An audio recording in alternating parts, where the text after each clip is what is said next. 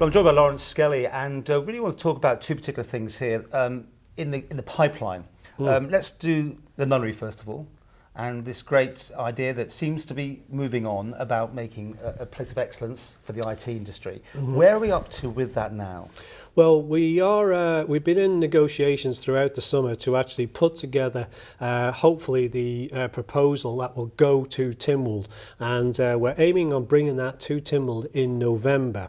I think the Chief Minister will be answering a question on that next week in Tynwald, but that has been our intention all along, was to actually take this to Tynwald once we got the final details. I mean, you picked this up from John Shimon, who initially, of course. Were you comfortable with this process, that it was just left to one bidder to try and raise the money to fund this operation, or rather than having it open market and let other people look at it? No, I'm more than comfortable with it, to be quite frank. I'm confident about it, and I'll tell you for why, because I actually chaired the e-business forum for 18 months that established the strategy that identified what we actually have coming forward. We have a skill shortage in this industry, and this is an industry, it's the fastest growing industry on the Isle of Man, 20% of our economy, and we're having to import labour. That we have to address. So once more, again, I would suggest this is where government is working together. You know, we're working together, DED, with education, actually DOI as well, and the private sector to try and realise this.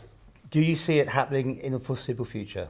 We're at the will of Tynwald, yes, I do.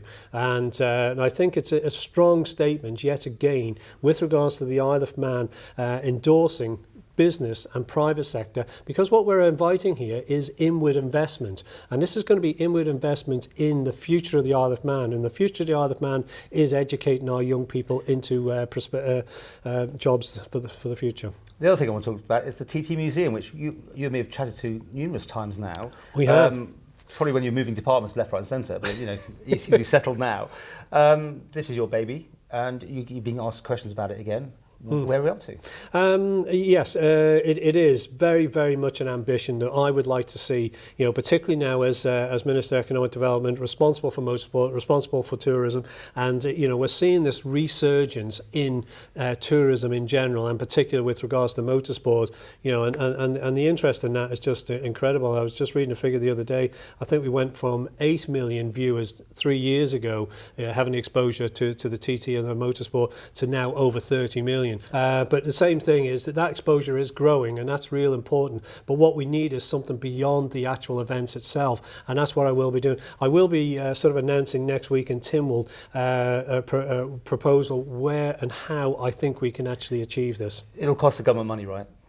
No, not necessarily. I think we look at the Douglas Master Plan, and that's the biggest misconception is that this is going to cost government money. Government own the majority of the strategic sites, and what we need to do is to entice private inward investment. And I can tell you, with I think about the Douglas Master Plan, I have already had significant interest in that. When are the prospectus? When are the expressions going out? And let's see if we can actually realise that for the benefit here, not just Douglas, but for the Isle of Man. Well, the break's off everything now. Everything is back to spend, spend, spend. Are we in happy times again? Well, spend, spend, spend. Not in government terms. That's very, very clear. We still have a tough job, you know, with regards to rebalancing.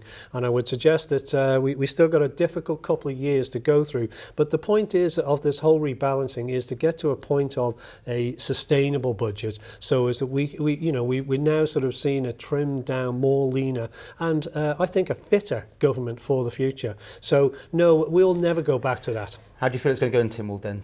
Getting the money, getting the approval, getting the backing? Well, I hope so. And, you know, Tynwald is what it is. And, you know, that is the place to be scrutinised. That's the place to be challenged. And, you know, what we try and do is when we bring forward proposals, we try and do the appropriate engagement, whether it be private sector consultations, etc. You know, we will see. So, you know, I feel, as I say, you know, quietly confident that, you know, we will be able to do it. But you just never know.